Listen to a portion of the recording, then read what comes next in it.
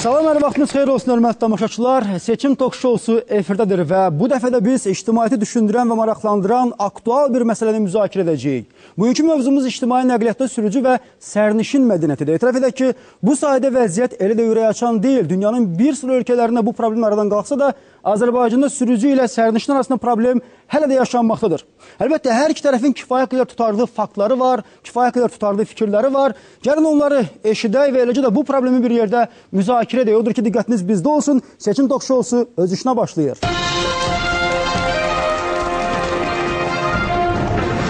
Əziz tamaşaçılar, mən istərdim vaxt itirmədən bu məsələni müzakirə etmək üçün studiyamıza qonaqları dəvət edin. Beləliklə, sizin alqışlarınızla. Qoşqar Tağıyev, sürücü. Günel Mönsümova, jurnalist. Ekspertlərə keçid almaq istərdim. Əmrah Cəfərov, Dövlət Avtomobil Nəqliyyatı Xidmətinin səlahiyyətli nümayəndəsi. Qurban İsmailov, sahibkar.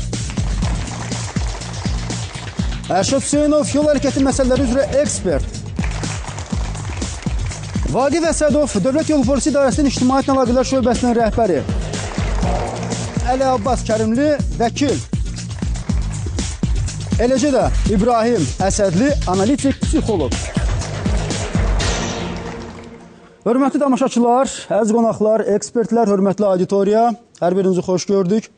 Və təbii ki, hər birinizin bu məsələ ilə bağlı kifayət qədər fikirləri var, öz argumentləriniz var, onların hər birini biz bu verilişdə səsləndirməyə çalışacağıq. Lakin müzakirəyə başlamazdan öncə mən istərdim, kiçik bir video görüntüləri var, onlara baxaq. Azərbaycanda ictimai nəqliyyatda yaşanan problemləri həmin görüntülər az da olsa əks etdirəcək. Gəlin görüntülərə baxaq, daha sonra müzakirəmizə başlayaq. Diqqət ekranlara.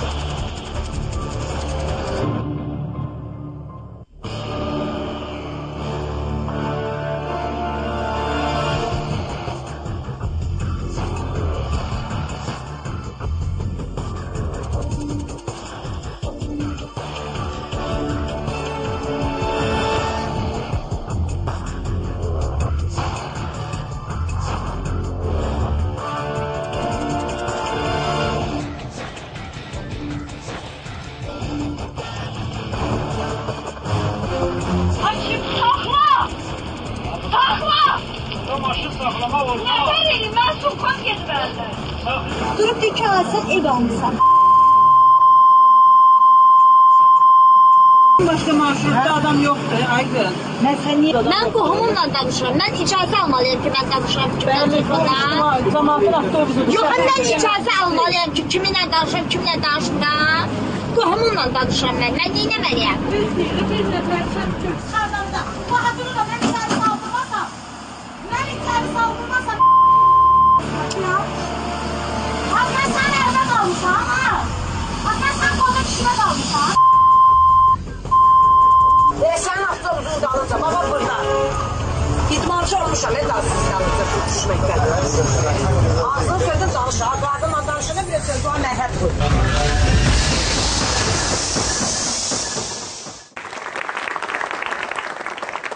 Bu görüntülər ictimai nəqliyyatda yaşanan problemlərin kiçik bir hissəsidir. Və mən istərdim ki, müzakirəyə başlayaq. İlk olaraq əlbəttə ki, sərnişin qismində studiyamıza dəvət etdiyimiz Günel xanıma söz vermək istərdim.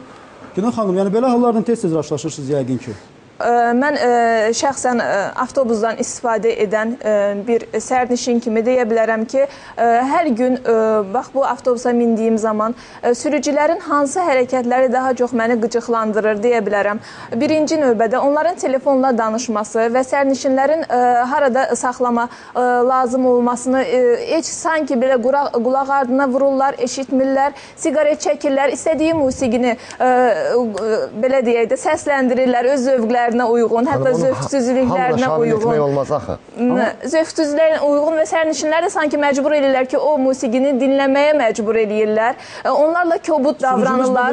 Mənim vaxtım azdır. Yəni çox faizdir, yoxsa az faizdir, necə bilirsiniz? Məncə çox faizdir. Çünki mən müşahidələrimdən belə görürəm ki, faizlər həddindən artıq çoxdur. Başqa hansı problemlər var? Tutaq ki, musiqi, sonra hansı problemlər var? Daha çox sərnişinlərlə daha... Tam olaraq bu problemləri bilsinlər. Təbii ki, bilirlər. Amma buradan səslənsin o problemlər. Sərnişinlərlə kobud rəftar olunur, həddindən artıq. Mənim vaxtım azdır, tezmin, ay qız, nə olub, tələs, mənim vaxtıma az qalıb, eşitmirsən, karsan, bu kimi yəni təhqiramiz sözlərlə istifadə olunur şoferlər tərəfindən, sürücülər tərəfindən daha çox sərnişinlərə mən təhqirlərin eşidilməsinin hətta şahidi olmuşam.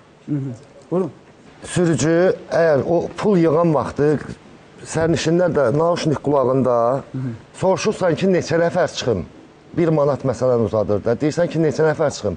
Durub dayanıb baxır. Eşitmir axı bu səni. Arxadan gələn düşmək istəyir. Başlayır təhqir eləməyə. Bu nə dərəcədə düzgündür? Sərnişin bizi təhqir eləyir. Yox, bunu əgər lazımi qaydada müəyyən qayda qanunla, müəyyən nəzakət qaydalarına uyğun olaraq, xanım, düşürsünüzmü, neçə nəfər çıxmaq lazımdır? Eşitmirsə, onu bir qədər kənara çəkib, digər bir sərnişinlə ən azından söhbət eləmək olar. Bir də, xanım, az rastlaşmışsınız ki, siz dayanacaqdan kənarda sürücünü məcbur eləyib, dəfələrlə, məsələn, elə hallar olub ki, əlbəyaxa davaya da düşmüşük. Saxla məhz burada. Saxla burada düşməliyəm, vəssalam. Bilirsinizmi, bu nədən irəli gəlir? Əgər sürücülər müəyyən qaydalara əməl etsələr və müəyyən hər lazımi olan yerlərdə avtobuslarını saxlayıb, əgər orada sərnişinləri avtobuslara mindirirlərsə, onda dayanacaqlarda lazımi dayanacaqlar da saxlayıb onları düşürmək lazımdır. Bu qaydalar tətbiq olunmalıdır. Sası daha bir 20 qəpiy əldə etmək üçün istənilən yerdə saxlanılır, amma saxla bura düşürəm deyəndə saxlanılmır ki, onda saxlanılmır, xeyr. Yox. Dayanacaqdan kənarda ola bilər, dayanacaqdan 10 metr, 15 metr aralı məsafədə ola bilər. O da nədən qaynaqlanır? Yəni ki, şəxsi maşınların dayanacaqda dayanmağından, dayanacağa girmək mümkün deyil. Bilirsinizmi? Yox, bu problemin bir digər hissəsidir. Amma əsasən baxırsan ki, çirkdir, şüşələri çirk, oturacaqları çox çirkli vəziyyətdədir. İnsan əlin belə tutmağa belə hətta bir qədər... O ola bilər ki, heç də elə deyil. Səhər-səhər, hər səhər, axşam qoyulur maşın qaraja, yuyulur, təmir olunur. Hər gün, gündəlik o maşın təmizlənir. Bu sürücü, o sürücüyə çirkli maşın təhvil verə bilməz. Bəs nədəndir bu? Niyə çirkli olur onda? Bu bizim sərnişinlərin atır yerə. Oturacaqların başları niyə bəs çirklidir? Oturacaqların başları o qədər çirkli olur ki, adam əl vura belə bilmir, orada yapışqanlıq belə yaranır hətta. Yəni bunlar hər halda sərnişinlərin bir və yaxud 2 gün ərzində eləyəcəyi bir şey deyil. Onu sərnişin çirkləndirir. Çirkləndirir, amma təmizlənmək... Hər gün təmizlənir. Kimə baxır təmizlənməsi? Yəni birbaşa olaraq bu məsələ ilə bağlı, ümumiyyətlə bu dəqiqə bu sektor konkret olaraq sahibkarlara həvalə olunub. Mən istərdim ki, bir sahibkarımıza söz verim, istərdim Qurban müəllimə söz verim. Qurban müəllim, birbaşa olaraq, yəni bir sahibkar kimi, yəni bugün qeyd etdiyimiz kimi avtobuslar konkret sahibkarlara məxsusdur. Onlar xəttə buraxırlar həmin avtobusları. Yəni o avtobuslar xəttə çıxmazdan öncə təmizlənilirmi? Yəni bu istiqamətdə işlər görülürmü? Necə bilirsiniz? Yoxsa elə başlı-başına avtobuslar buraxılır xəttə? Nə olar? Rövşən müəllim, mən çox diqqətlə eşitdim jurnalist xanımın söhbətini. Biraz obyektiv də olmaq lazımdır. Siz dediyiniz söhbətdə, məsəl üçün, avtobusların yuyulması məsələsi. Səhər tezdən avtobuslar təmiz çıxır. Amma müəyyən yerdə, yollarda ola bilər hansısa da gölmələr və digər səbəblərdən avtobuslar çirklənə bilər. Amma o demək deyil ki, bütün avtobuslar çirkli çıxır. Bakı sərnişin nəqliyyat MMC-nin kifayət qədər işçiləri var ki, hansı ciddi nəzarət eləyir və avtobuslar çirkli çıxsa dərhal xəttdən kənarlaşdırır və həmin avtobusları təkrarən gücüdürürlər. Qurban müəllim, bir şey deyim sizə, olar mı? İnandırım sizi ki, çox zaman nəinki avtobuslar ilə sürücülərin özləri belə lazımi qaydada və lazımi formada xəttə çıxmırlar. Mən sizlə razıyam. Elə hallar da olur. Və elə hallar çox da artıq. Amma məsələn, çox üzr istəyirəm, konkret qaydalar var ki, sürücünün üzü təmiz olmalıdır, düzdürmü? Bəli. Sürücü, indi biz digər ekspertlərimizə sual verəcəyik, sükan arxasında telefonla danışa bilməz, düzdürmü? Siqaret çəkə bilməz. Yəni, bu sırf çirklik deyəndə biz yalnız avtobusun öz çirkliyini nəzərə almırıq. Məsələn, sahibkar kimi öz sürücülərinizi yoxlamısınızmı xəttdə olanda? Hansı formada insanları daşıyırlar? Biz hər gün yoxlayırıq. Və hansı halların şahidi olursunuz? Lakin Rövşən müəllim, mən onu da demək istəyirəm. Sürücülər də bizim cəmiyyətdəndir, düzdürmü? Təbii ki. Cəmiyyətin üzvləridir. Əlbəttə, razıyam. Nətəri sürücülərdə nöqsanlar olur. Elə də sürücü yoldaşımız indi bir yaxşı söz dedi. Avtobusu çirkləndirən, içində zibil atan sürücü olmur, sərnişinlər də olur. Bəli. Gəlin bu işə belə obyektiv formada baxaq. Belə deyil, sərnişinimizə söz verdim ki, sürücülərlə bağlı nə kimi fikirləriniz var, iradlarınız var. Mən istərdim sürücümüzə söz verməyən zamanda, bax, sərnişinlərə iradlarınız nədir? Onlar hansı hallarda səhvə yol verirlər? Rövşən müəllim, bizim balansı qorumaq üçün. Bəli. Sürücülər elə bir həddə çatıblar ki. Nə daxı onlara o həddə çatdılar? Sürücülərin qıt olmağı, bax, belə şeylərdən qaynaqlanır ki, şəhərdə hamı təhqir eləyir. Bax, biz sürücülərin yerinə hər bir hansı vətəndaş gəlsin 40 dərəcə istidə 1 saat sür o maşını. O təhqirlərə heç kim dözməz. Vallahi biz dözürük. Mən sizlə razıyam. Amma 20 yanvar dairəsində o sərnişinin problemi deyil.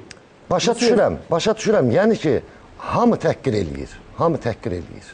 Yəni sizin bir orqanınız, bir ünvanınız yoxdurmu ki, müraciət edəsiniz məsələn? Ora ki, bax, sərnişinlər bizi təhqir edir. Nəyə görə? Çünki avtobusun üzərində nömrələr var. Əgər sürücü təhlükəli sürərsə, bu nömrəyə zəng edin. Ay, sağ ol. Əgər sürücüyə qarşı təhqiramiz bir iş, yaxud da bir ifadə işləməsi, hamı deyir ki, sən şoförsən, yola verməlisən. Nə qədər yola verək?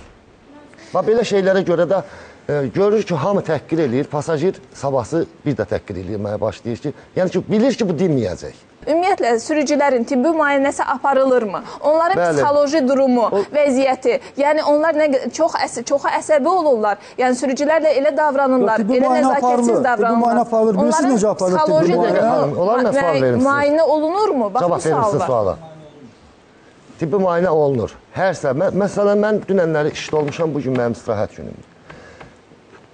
Davleniya yoxlanılır. İçkilisən, onu yoxlanılır. Bütün sənə suallar verilir. Ürəyində problem varsa, mən öz qarajımızın adı ilə danışıram. Bilirsiniz necə yoxlanılır?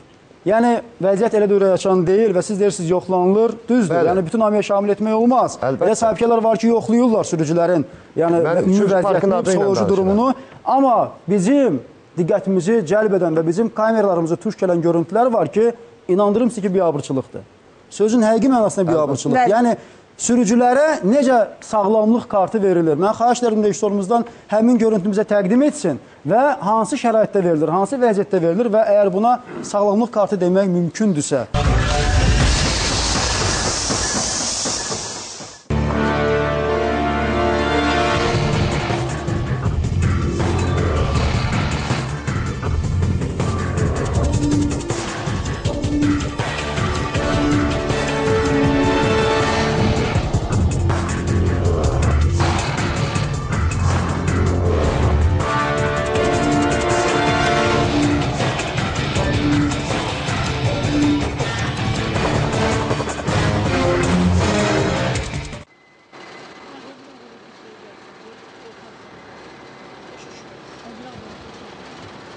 Xanım, o kağız nə kağız?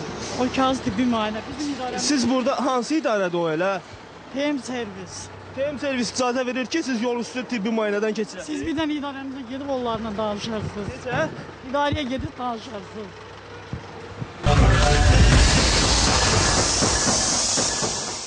Əmrah müəllim. Bu tibbi müayinə qətiyyən deyil əlbəttə ki. Amma o tibbi müayinə əsasında bunlar işləyirlər. Necə ki belə deyək, əsas Yox, o deyil. tibbi müayinə deyil, əlbəttə ki. Mən Əlbəttə, yəni həqiqi mənə Mən tibbi həm müayinə həkiməm. deyil. Amma necə olur ki, məsələn, Yox, tutaq ki, yoxlama idarəsi gələndə baxır o tibbi kartı və deyir ki, bəli, sən işləyə bilərsən. Azərbaycanda çox gözəl bir söz var. Yola vermək. Bunu yola veririk. Biz kimi yola veririk? Yəni, Deyəcəm.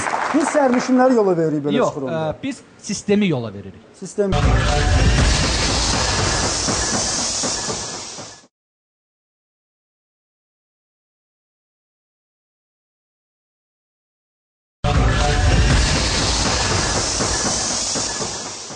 Və sistemi yola onlarla sərnişinin həyatını təhlükə altına salırıq. Bax, Gəlin Əmrah bunlar. müəllimi dinləyək. Buyurun, buyurun. Hər hansısa bir tibbi müayinə, hər hansı bir sürücü nöqsan edibsə, Nəqliyyat Nazirliyində bəli, bu gün yeniliklər var, yaxşı kadrlar təyin ediblər, savadlı kadrlar, insanlar var. Yeniliklər də bizimdir, problemlər də bizimdir. Aydın məsələdir. Amma bax, bu kadrlara nə Bu deyirsiniz? kadrlar Röşenməl bir söz deyim. Bu verilişə gələnə qədər hər hansı bir sahəni yoxlamaq üçün onun yaxşı sahələrində götürərdiniz, pis sahəsində bu gün ekranda göstərərdiniz. Məsəl üçün Azərbaycan Respublikasının Həmkarlar Konfederasiyası, Nəqliyyat Naziri, Dövlət Yol Polisiyası reyd keçidir. Nöqsanlarımız da var. Bəli. Bununla razılaşıram. Bununla bərabər nümunəvi sürücülər də var. Məsələn, gedək parklar var ki, şəraiti var, çox gözəl. Dediyiniz o nöqsanlar da var, düz deyirsiniz. Onlara qarşı tədbir görülməlidir. Bu acınacaqlı vəziyyətdir ki, yolda tibbi müayinə Bax, keçmək, biz də istəyirik daha yaxşı olsun, Əmrah müəllim. Biz də hamılıq və istəyirik bu daha yaxşı olsun. Bu şəkil problem göstərməklə onunla Yox, 2 dənə deyil, Əmrah müəllim. Yox, Beş dənə, həddindən iki dənə artıq deyil. çoxdur. Bax, Röşən müəllim, mən avtobusdan istifadə edən bir sərnişin kimi 64 nömrəli avtobusun adını çəkmək istəyərəm. Yəni, Yeni Günəşliyə gedir və Neftçilər metrosu yaxınlığında son dayanacağıdır. Nə problemlər olur orada? Bəli, orada çox böyük bir problem var. Nədir? Avtobusun ümumiyyətlə xəttə buraxılan avtobusların sayı azdır.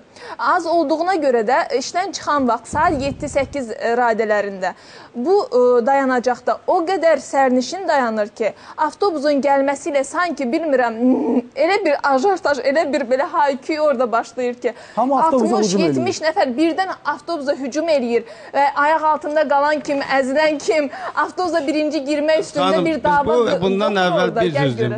Bizim işçilərdən, müfəttiş işçilərindən, məsələn, vətəndaşlar tərəfindən, başqa yoldaşlar tərəfindən 11 nəfər xəsarət alıb, 2 nəfər rəhmətə gedib. Kim onlara xəsarət yetirib? Sərnişinlər tərəfindən də, sürücülər tərəfindən də. Yəni, sürət həddini aşdıqlarına görə də onlar, yəni sürət onlar həddi arasında xanım, mən ölənlərin bilən, sayı sürət həddi ola bilər ki, aeroport çıxan. Bakı şəhərinin daxilində sürət həddi nədir? Burada Vaqif müəllimdir. Heç tıxaçdan necə sürət ola əmələ gələ bilər? İnanın ki, yəni var, müəyyən qədər var, sürət var. Mən istərdim ki, yükşanımıza söz verim. Yəni, bir qədər öncə qeyd olundu, bəli, sərnişinlər sürücülərə zor tətbiq edirlər, sürücülər sərnişinlərə bəli zor tətbiq edirlər və hətta təhqirə yol verirlər. Və bu zaman bax, bunların hüquqları, bax, bu məsələyə də bir balaca aydınlıq gətirir. Yəni, sürücü nə edə bilər? Sərnişin tərəfdən hər hansı bir təhqiramiz bir hərəkət görür ki, və yaxud da sərnişin nə edə bilər? Buyurun. İlk öncə onu bildirmək istəyirəm Rövşən müəllim ki, burada sadalanılan problemlər çox balaca bir problemlərdir. Ondan böyük problemlər var ki, sürücülər sürücülük vəsiqəsi olmadan idarə edirlər. Hadisələr baş verəndə, sükan arxasını qoyurlar, avtobusu qoyub qaçırlar. Yanacaq doldurma məntəqəsinə sərnişinlərlə bir yerdə girirlər. Ancaq burada başqa məsələlər ki qaldı.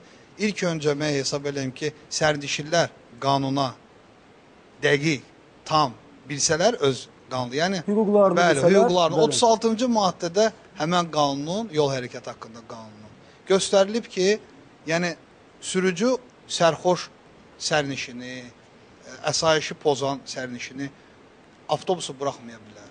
Hər bir sərnişin qanunlarla rəayət eləsə, qanuna hörmətlə rəayət eləsə, heç bir sürücü özünü belə aparmaz. Aydın, amma çox maraqlı məqama toxundunuz. Mən istərdim Vaqif müəllim.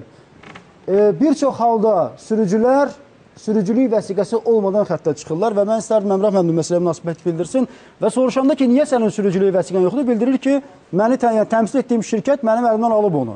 İdarədədir. Bu nə dərəcədə normaldır haldır? Bütün bu söylənənlər bir bəhanədir. Əlbəttə ki, istər yol polisi, istərsə də Nəqliyyat Nazirliyinin əlaqədar müfəttişləri mütəmadi olaraq reydlər keçiririk və açıq etiraf etmək lazımdır ki, müvafiq kateqoriya olmadan, sürücülük vəsiqəsi hətta belə olmadan avtobusların idarə edilməsi faktları var və sərnişin daşımada ilin əvvəlindən bu günə Bakı şəhər üzrə təhlükəsizliyi təmin edərkən 2100-dən artıq inzibati protokol tərtib edilib. Siz rəqəmi görürsünüz, Hər rəqəmin halda yəni bu və böyüklüyünü ya görürsünüz. digər nöqsanların aradan qaldırılması üçün yol polislərinin keçirdiyi tədbirlərlə yanaşı ictimaiyyətdən də asıllıq var. Aydındır, Əmrah müəllim, 2000-dən çox insana, yəni avtobus sürücüsünə inzibati protokol yazılıb. Vaqif müəllim onu nəzərdə tutur ki, yəni Respublika üzrə, tək Bakı şəhəri üzrə nəzərdə tutmur. Yəni Olsun, Bakı Respublika şəhərində üzrə. yox, Bakı şəhərinə Aha. rayonlardan da avtobuslar daxil olur. Məsələn, götürək Beynəlxalq Avtovağzalı, ora götürsən Binəqədi rayonun ərazisidir. Bütün Respublikanın maşınları ora, onlar da nəzər. Əmrah müəllim, Mən də bu laf olsun 500 nəfər. Bildim, Bu insanlar necə ictimai nəqliyyat idarə Mən edirlər? deyim, Məsələ bu budur ibarət. sürücülük vəsiqəsi olmayan faktı mən ümumiyyətlə görsəm bir neçə sahibkar, Dövlət Avtomobil Nəqliyyat Xidməti, Bakı Sərnişin Nəqliyyat İdarəsinin tabeçinin bir neçə sahibkar, bəli, belə hallar olub. Xəbərdarlıq olundu, dəvət olundu, iclas keçildi. Nəticəsi oldu mu? Komissiya. Onlara nəticəsi olmadı. Onların əlindən Qurban müəllim də təsdiq edildi. Marşrut alındı. Bəli. Onun öhdəsindən gələn başqa bir insanlara verildi. Əlbəttə dəyişiklik oldu.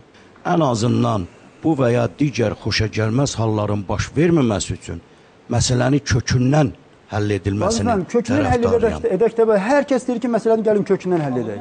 Amma bu kökü tapa bilmirik axı biz.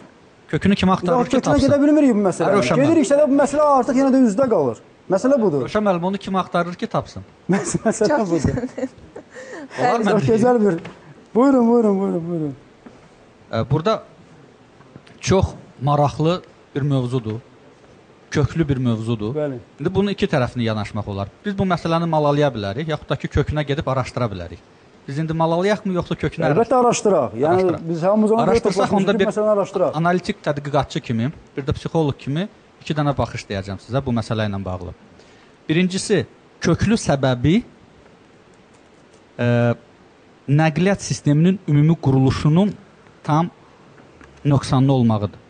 Bizim sürücülərimiz çox ağır iş şəraitində işləyirlər. Onların avtobusları nə klimat kontroluna təmin olunur, nə yayda soyudulur, nə qışda istirilir. Qoy davam eləyim. Mən o məsələdə neçə saat işləyirlər? İkincisi, onlar artıq səhər saat 6-dan 5-dən başlayaraq axşam saat 11-12-yə kimi işləyirlər. Nə danışırsınız? Doğrudan? Onlar 8 saatdan artıq işləyirlər. Bu da iş Sürücüdən soruşaq, bunu neçə saat işləyir o deyək?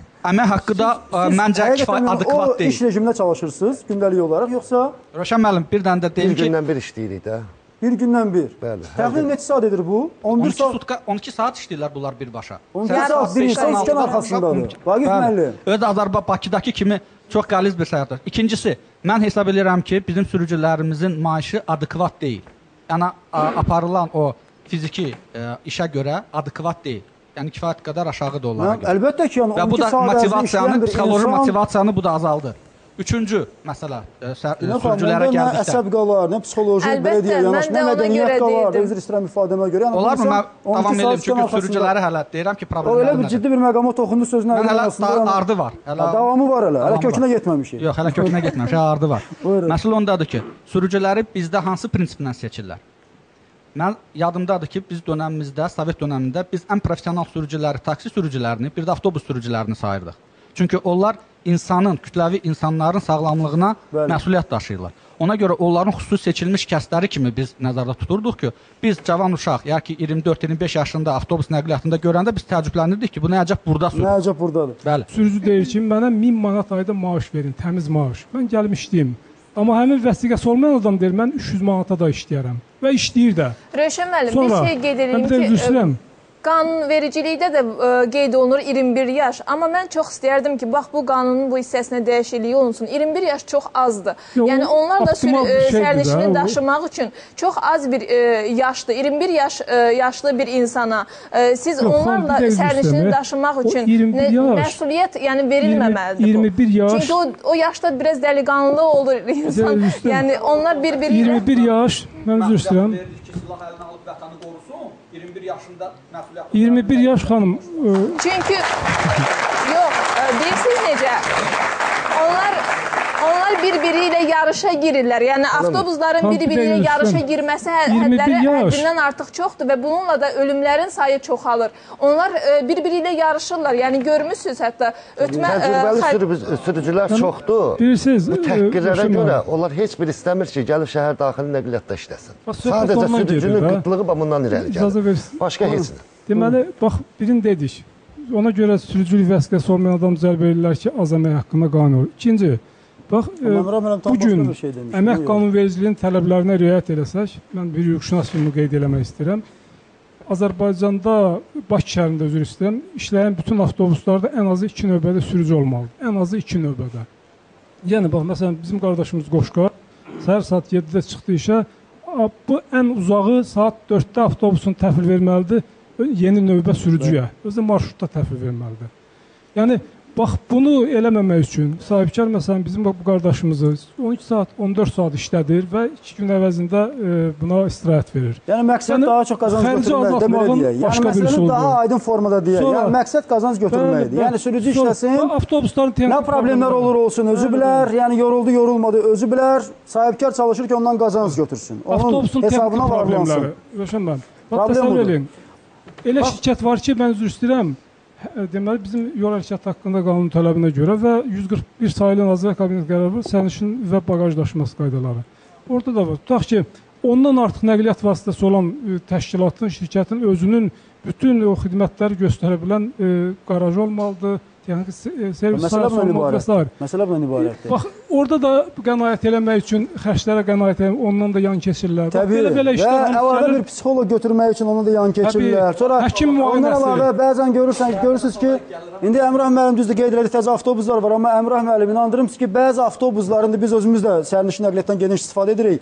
Təkərlərinə baxanda adam qorxur. O qədər işlənib ki, o təkərlər. Təzə avtobusların təkərini bildik, içərisinə girək. Sidenyaları cırılır. İçərisində müəyyən elanlar olur, onu da bəyəm sürücü bəlkə cırır. O artıq o ictimai mədəniyyətdir, o artıq cəmiyyətin mədəniyyətidir. Sonra buradadır, 24 dənə 8 ay ərzində hadisə olub, yol nəqliyyat hadisəsi olubdur. 3 dənə ölüm olub, hardasa bir 13-14 dənə də yara alır. Yəni bununla əlaqədar olaraq 24 dənə sürücünün hər biri D kateqoriyalı sürücülər olubdur. Yəni heç birində sürücü vəsiqəsi olmama söhbəti olmayıbdır. 24 D kateqoriyalı sürücülər olubdur. Amma reyd keçirəndə dəfələrlə bildiriblər ki, mənim sənədim var, mənim sənədim şirkətdədir. Mən bayaq nə dedim? Dedim ki, elə sahibkarların, bu il ərzində, 8 ay ərzində elə sahibkarların 3-ü 4-ü sahibkarlıqdan tam məhrum oldu. O öz cəzasını layiqincə aldı. Verilib başqasına, başqası bu fəaliyyəti göstərir. Röşən müəllim, burada bir məsələ siz birinci dəfə təkrarlayırsınız, psixoloji.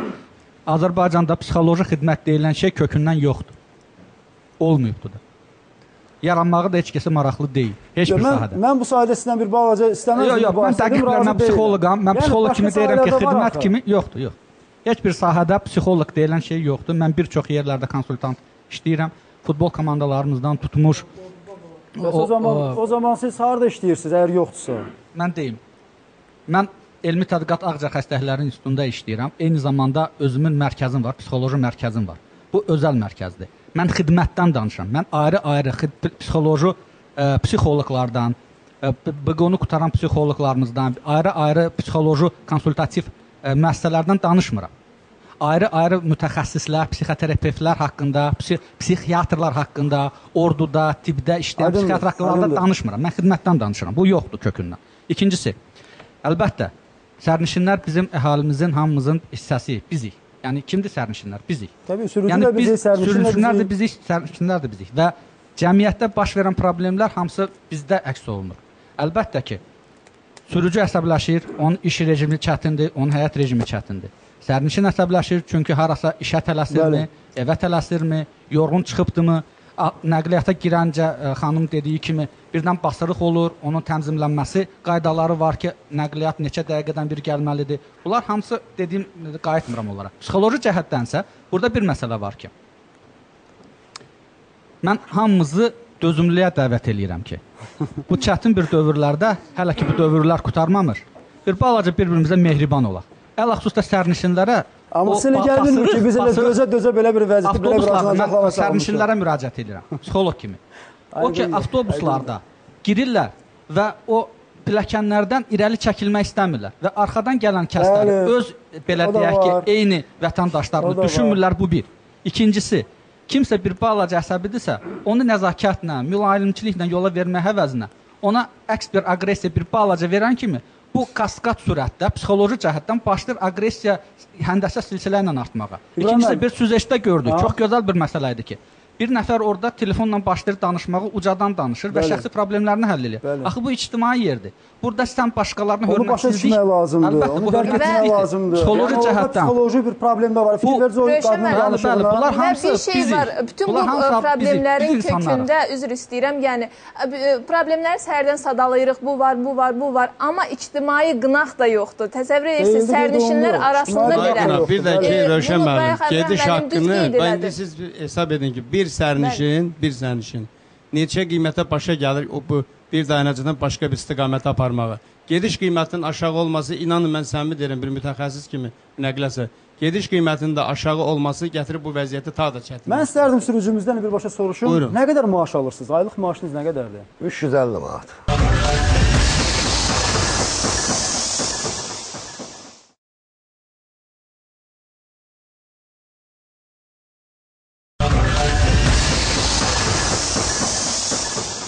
Sizcə niyə avtobus sürücüləri, yəni sizcə deyirik hər halda cavab da aydındır, amma yenə də soruşaq da sizdən. Bu sürücünün də əmək haqqının aşağı olması, gediş qiymətlərinin aşağı səviyyədə olmasındandır. Əmrah müəllim, bircə dəqiqə zəhmət olmasa qoy sürücü cavab versin. Nəyə görə sizcə? Bakı şəhərində 60-dan yuxarı sürət həddi yoxdur axı. Yerə bir yer yoxdur ki, Qardaş, inanın ki var. Yoxdur, qanunla yoxdur, amma sürürlər. Amma olur. Rövşən müəllim, mən dəfələrlə şahid olmuşam. Sürücü telefonla danışır və kimləsə hirslidir, kiməsə aqressiv danışır və o aqressiyasını sanki o avtobusu idarə edərkən ona tətbiq eləyir. Birdən qazı basır, möhkəm sürətlə sürür. İşə gələndə üzləşdiyim bir hadisəni demək istəyirəm. Vaqif müəllim, xahiş edirəm qulaq asın. Deməli, sürücü təcili olaraq bir həmkar, bilmirəm daha ki, mən danışır ki, mənə tez elə kondur yüklə. Məndən qabaq avtobus gedir, mən onunla danışmaq istəyirəm ki, biraz məndən aralansın, əks halda mən onun arxasınca getsəm, lazım qədər adam yığa bilməyəcəm. Mən öz qulağım eşitdiyi sözdür. İctimai nəqliyyatda bugün səhər işə gələndə. Problemin kökündə budur yanır. Əzizlərim, əziz ekspertlər, əziz qonaqlar, əziz mütəxəssislər, plan doldurmaq. Və sərnişinə 20 qəpik gözü ilə baxmaq. Yəni bunu niyə görə biz qorxuruq deməyə? Nə qədər bu plan doldurmaq məsələsi var, plan doldurmaq məsələsi nə qədər qalacaq, o qədər problem olacaq. Tamamlayım, mən daha deməyəcəm, çünki artıq bütün psixoloji məsələləri dedim. Problemin kökündə bir şey durur. Bazar iqtisadi və mənəviyyat bir-birinə ziddirlər. Hər halda. Rövşən müəllim, mən bir şey də qeyd eləmək istəyərdim. Mən biraz çox danışdım. Fikrinizi deyin, sonra auditoriya mən istərdim. Keçəm auditoriyanın fikirləri var. Mən bayaqları niyə dedim ki, ictimai qınaq yoxdur və bu yaxınlarda bir şeyin şahidi oldum. Sürücü öz yanına konduktor deyirlər də belə, pul yığan və avtobusda minən kimi bu konduktor başladı qışqırmağa. Tovuz, Gəncə, gəlin, Tovuz, Gəncə. Yəni bir dəfə dedi, 2 dəfə, 3 dəfə. Heç kim sərnişinlər arasında ona irad tutan yoxdur ki, niyə bir eləyirsən? Axırı Hanla bir sərnişin xanım irad tutdu ona. Hətta öz iradını bildirdikdə o çox sərt bir təpki aldı. O yaşlı xanıma çox acı bir cavab verildi və xanım da bir nəzakətli bir xanım kimi sakit, təmkinlə onunla nə qədər danışsa da alınmadı və orada göstərilmişdi ki, nömrə vurulmuşdu ki, əgər bir hansısa bir şikayətiniz olsa bu nömrəyə zəng edin və xanım da zəng elədi, öz şikayətini bildirdi. Digər yerdə qalan sərnişinlərin heç kim səs çıxartmadı. Mənə çox maraqlıdır. Əmrah müəllim, bəli, buyurun fikrinizi. Bu, indi siz məsələni qaldınız rayonlar arası, beynəlxalq. Yox, Bakı şəhərində bu baş verir, elə qışqırırdı. Gəncədə, Bakı, Gəncə, Əli Bayramlı. Burada çox rahatçılıq var, Rövşən müəllim. İndi şəhərə nisbətən evində də oturub bilet sifariş edə bilərsən, vaxtını da müəyyənləşdirə bilərsən, rahat da gedə bilərsən.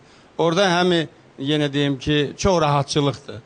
İndi qaldı ki, kimsə, bəli, elə adamlar olur. Əmrah müəllim, yəni sürücü sistemində konduktor ştatı var ümumiyyətlə? Xeyr, o konkret olaraq nəzərdə tutulmayıb və olmazdı. Ona kim maaş verir? O gəlir uşaq, nə bilim, indi olur, belə sürücülər az olur. Nə qədər onlar aylıq maaş alır? 5 manat, 3 manata verirlər. Günü. Hə, olur, elə az olur. Elə hallar az olur. Şəxsən bizim qarajda yoxdur. Elə nadir hallarda elə adamlar olur. Hər halda var da, yəni ki, etiraf edirsiniz ki, belə məsələlər var. Amma bu aradan qalxmalıdır hər halda. Yəni ki, bu düzgün bir məsələ deyil. Sivil bir dövlətdə bu düzgün məsələ deyil. Yol hərəkəti haqqında qanunun 40-cı maddəsində və 56-cı maddəsində sərnişinlərin vəzifələr göstərilir. Həm vəzifələrdən ən birincisi sürücünün nəqliyyat vasitəsini idarə etməsinə mane olmamaqdır. Sürücülər bilirlərmi onu? İndi bilmirəm. Və üzr istəyirəm, inzibat xətalar məcəlləsində. İstifadə etmişsiniz bu hüququnuzdan? Rövşən müəllim, bunun arxasında icazə... Problemin kökü daha bir problem budur. Rövşən müəllim, İnzibat xətalar məcəlləsinin 153.2-ci maddəsində isə həmin əmələ görə, yəni sərnişinin sürücüyə mane olan hərəkətlərinə görə 30 manat cərimə nəzərdə tutulur. Mən sürücülərə demək istəyirəm ki... Amma inandırım sizi ki, sürücülərin əksəriyyətinin bundan xəbəri yoxdur. Sürücülər arasında maarifləndirmə iş aparılırmı Əmrah müəllim? İstəyirəm, çağıram ki, Rövşən müəllim. Maarifləndirmə işi sürücü də buradadır. 3 aydan bir, bəli, 3 aydan bir tədris kurs kombinatı var. Orada sürücülər göndərilir yeniliklərlə. Hətta məsələn, hansı küçədə qazıntı gedir, dəyişikliklər var. İnsanlara qarşı davranış. Hüquq baxımdan. Hüquq baxımdan əlbəttə. Həmişə etnik qaydalara əsasən davranış qaydalarıdır. Bunlar həmişə keçir. Amma Rövşən müəllim, sürücünün də, sərnişinin də burada haqqı var. Əgər sürücü ona hər hansı bir ziyan vurarsa və bu sərnişin tərəfindən, sərnişin ondan kompensasiya istəmək hüququna malik. İcazə verin, mən əvvəlcə sərnişinlə... Məsələn, sürücü konkret olaraq onu avtobusdan düşürə bilərmi? Yox, düşürə bilməz. Amma icazə verin arxasındayım. Əgər sürücü görsə ki, sərnişin buna mane olur, mən bunun mexanizmini deyirəm. Avtobus dayandırır. Dövlət yol polisin nömrəsi var bunda və yaxud da qarajın nömrəsi var. Zəng vurur ki, xahiş edirəm, gəlin bunu... Yəni, hər halda müəyyən bir iş görə bilər də, yəni ona qarşı. Aradan qaldırın mane, heç bir problemsiz dövlət yol polisi gəlir, həmin faktı protokollaşdırır və sərnişin məsuliyyət cəlb eləyir. Vəssalam. Sonra, yox, avtobusu buraxmaya bilməz. O, belə bir şey yoxdur. Bir də üzr istəyirəm. Mən bunu bilirəm. Sürücünün nəqliyyat vasitəsinə sərnişini buraxmamağının hansı halları var? O, Nazirlər Kabinetinin 141 sayılı qərarında var. Tutaq ki, o halda buraxmaya bilər ki, tutaq ki, sərnişinin üstü başı avtobusu batıra bilər, başqa nəqliyyat vasitələrini batıra bilər. Və ya içkili ola bilər. Sonra içkili ola bilər. Sonra onun üstündə kəsici, deşici, nə bilim, təhlükəli şeylər ola bilər. Mən istərdim ki, auditoriyaya müraciət edeyim və artıq auditoriyada müəyyən suallar var. Zəhmət olmasa o xanıma mikrofonu ötürək. Vaqif müəllim. Dayanacaqdan kənarda saxlama münasibətimi bildirmək istəyirəm. Öz müşahidələrimdən qeyd eləmək istəyirəm ki, özüm də tələbəyəm. Dərsdən evə qaydanda bir sərnişin sürücüyə kənarda saxlamağı xahiş elədi. Lakin sürücü ona bildirdi ki, mən dayanacaqdan kənarda saxlaya bilmərəm. Heç bir sürücü mənim fikrimcə dayanacaqdan kənarda saxlamağa məcbur edilə bilməz. Bir kəlmə qeyd elədi ki, mən ancaq dayanacaqda saxlayacağam. Və bununla da hamı razılaşdı, hamı da dayanacaqda düşdü. Gəlin, çox maraqlı məsələ toxundunuz. Plan məsələsinə. Mən istərdim Qoşqara sual verim. Nə qədər plan verirsiniz Qoşqar? 80 manat. Günə yoxsa? Bəli. Günə 80 manat. Yəni bunu doldurmaq çətindir yoxsa asan?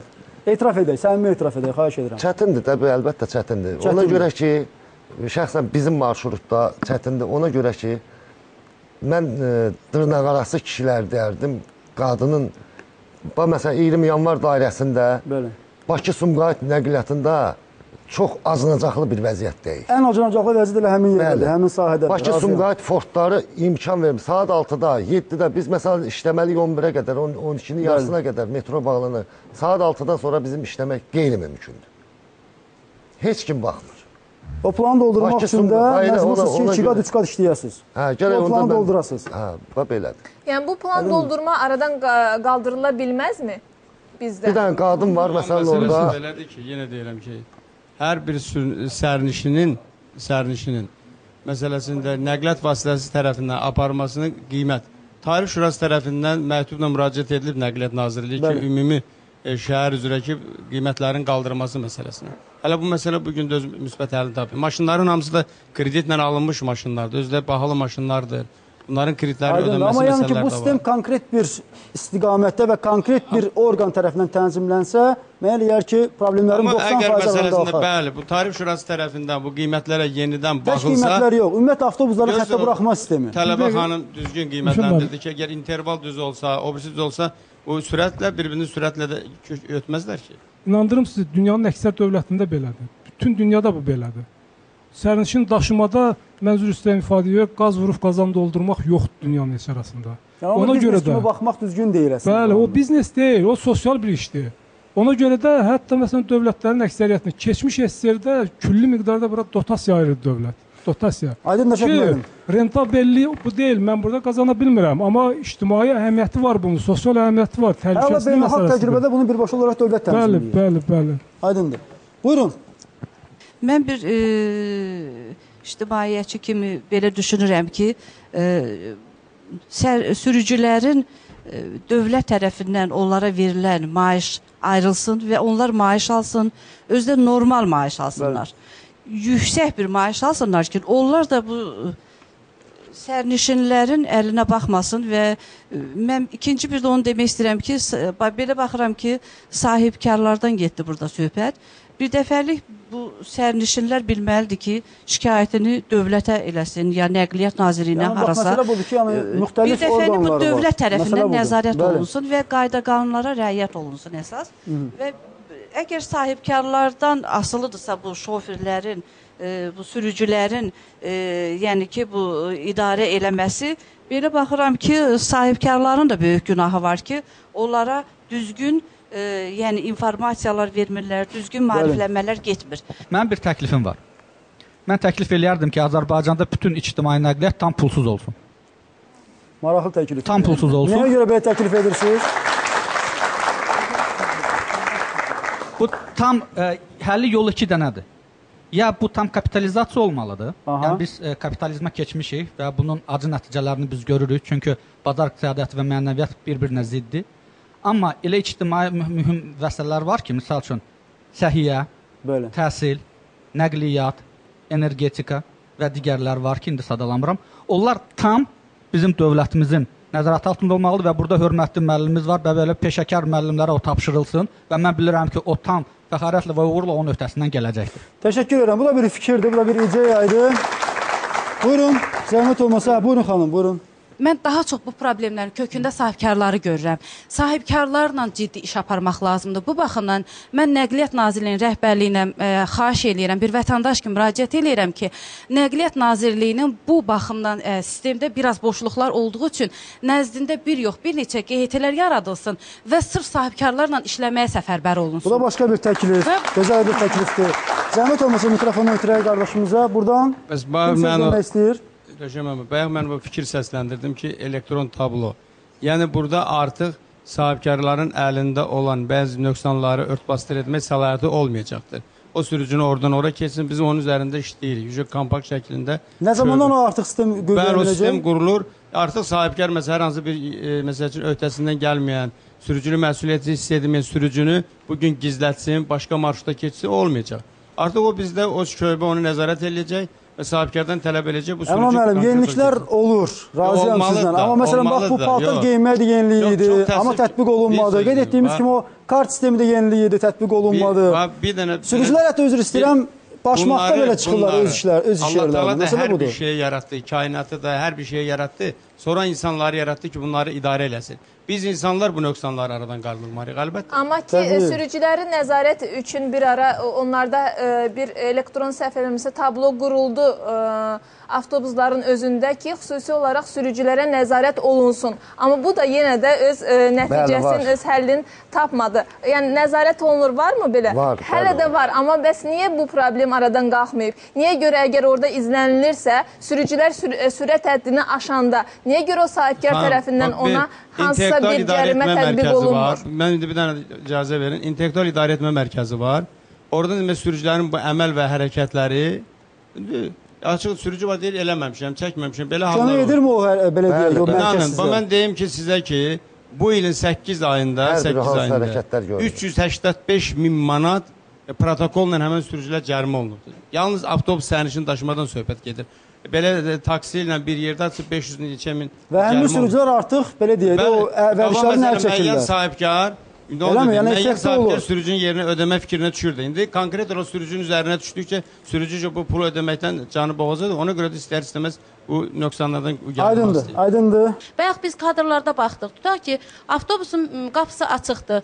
Sərnişin öz məsuliyyət və vəzifəsini dərk etmir. Avtobusun qapısı açıqdır. Mən şuurlu şəkildə dərk etməliyəm ki, mən ora minsəm, təhlükəsizliyimi pozmuş olaram. Və problemi həll etməyin ən birinci yolu da məhz özümüzdən başlamaqdır. Və bir də xahiş edirəm, mən çox istərdim ki və arzu edərdim ki, insanların leksikonundan buyurun, yaxşı yol, uğurlar kimi sözlər heç də əski olmasın. Təşəkkür edirəm, çox gözəl ifadələrdir. Buyurun sözünüzü deyin. Tutaq ki, məsələn, mən səhər-səhər dururam, məktəbə gedirəm, universitetə gedirəm və məcburam ki, 1 saat mən yolda olurum, məcburam ki, mən gələn marşruta minəm. Mənlə yanaşı birinci sinif şagird orada, yəni həmin marşruta minir. Giz-giz mahnılar, səviyyəsiz mahnılar həmin şagirdlər ona nə tərbiyə götürəcək? Halbuki onlar təhsil ocağına edirlər, məktəbə gedirlər. Biz bunları da düşünəyin. Aydındır. Mən yəni istərdim ki, bir müzakirəyə yekun vuraq və ümumən biz apardığımız müzakirələr zamanı deməli belə bir proqram xarakterli fikirlər səslənildi ki, ilk növbədə ictimai nəzarət gücləndirilməlidir. Daha sonra bu sahə ilə bağlı konkret nəzarət mexanizmi işlərin hazırlanmalıdır, düzdürmü? Ən əsası məsuliyyət hissi, istər sürücü olaraq, istər sərnişin olaraq və təbii ki, konkret bir mexanizmlə bu idarə olunmalıdır, konkret bir sahədə. Hörmətli qonaqlar, əziz ekspertlər, təşəkkür edirəm sizə. Çox sağ olun, məsələ ilə bağlı fikirlərinizi bildirdiniz. Və son olaraq onu qeyd etmək istərdim ki, əziz tamaşaçılar, sürücü də özümüzük, sərnişin də özümüzük və inanın, istər sürücü olaq, istər sərnişin olaq, hər bir addımı atarkən öz mədəniyyətimizi, öz daxili aləmimizi, öz dünya görüşümüzü ortaya qoyuruq və ona görə də ictimai qınağa tuş gəlməmək üçün özümüzü qoruyaq və yanlış addımlar atmayaq. Əks halda bunun bədəli daha böyük olacaq. Salamat qalın, yeni görüşlərə dək sağ olun.